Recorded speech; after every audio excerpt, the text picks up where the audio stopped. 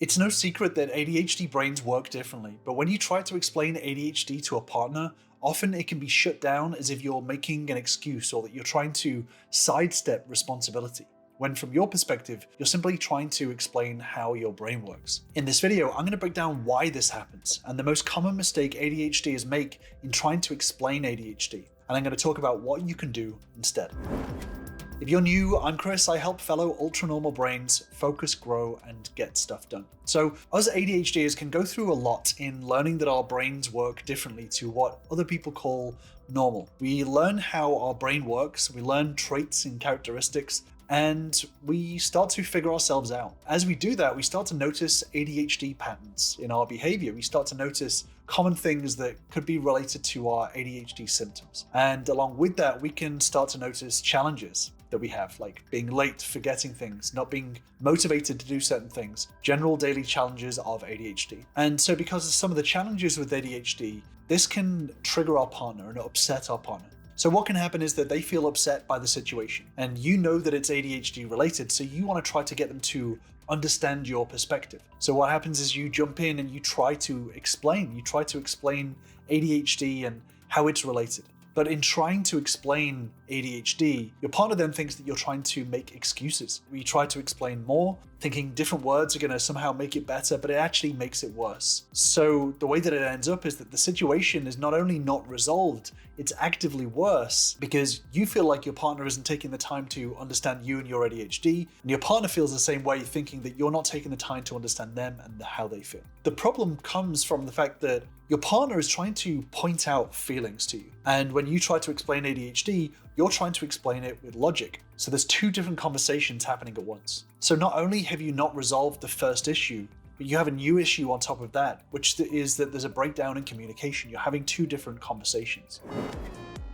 So trying to explain ADHD in that moment is a really ineffective approach. And it's ineffective because your partner is coming to you with their feelings. They know that you have ADHD. In fact, they probably knew that the situation was ADHD related before you even did. So logically, they can know that it's ADHD related, but still feel upset by it. And this is what I mean when I say that there's two different conversations happening, because they approach you with their feelings. They're saying to you that they feel upset by the situation, and you try to explain logically what happened. And this makes them feel worse. And over time, this happens over and over and over again. And your partner learns that every time that they approach you with feelings, they're going to get some logical explanation back. And eventually they learn that communicating their feelings has negative consequences because they don't get validated. They don't get to speak about their feelings. And if your partner can't speak about the problems, then nothing will change. And that what happens is that they start to feel hopeless. Let me put it into a different example for you. Let's say I crashed my car into yours. And you said to me, hey, look, I'm upset that you just crashed into me. Then let's say I say to you, look, I didn't have my glasses on, it's difficult to see, it's nighttime. I also have ADHD, which means that, maybe it wasn't focused. What would you think? What would you think in that moment that I crashed your car and then started talking to you about all the reasons why I crashed into your car? You wouldn't want to hear it, right? At that moment, you're trying to tell me that you're upset about the car. And the more that I explain why it happened, how it happened, the less that you want to hear. It's because you come to me with feelings and I come back to you with logic. And ultimately, the conversation is not resolved. You go away unheard, I go away unheard.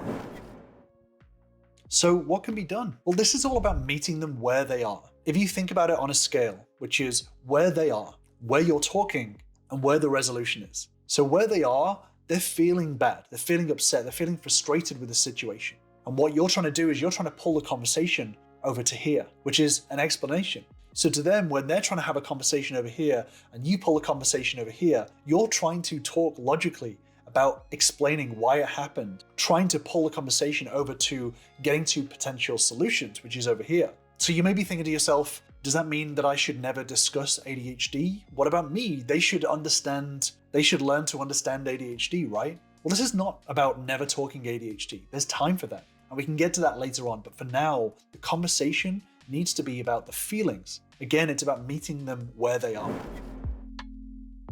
So what can you do in this situation? When your partner is upset because of something that's parallel to ADHD, how do you get that conversation from where they are over to the solution? Well, the first thing and the main thing that you need to do is to deeply show that you understand where they are coming from. When your partner comes to you with feelings, you need to show that you understand what they're telling you, why they're telling you it. You need to show deeply that you understand what it may be like in their situation, what it may be like living with someone with ADHD, how frustrating it may be having someone say that they will do something and not follow through with it, how hopeless it could feel to have someone explain away their feelings with the excuse of ADHD. Again, this is about meeting them where they're at. If you take the time to understand their feelings and where they're coming from, then eventually you will have time to be able to talk about possible explanations and even potential solutions. In trying to explain ADHD in the moment, the way that your partner sees it is that you're trying to pull the conversation away through all the difficult discussion and straight to a solution. You're trying to pull it from here all the way over to here. So taking the time to deeply understand your partner is the most important step, because it shows that difficult topics can be spoken about.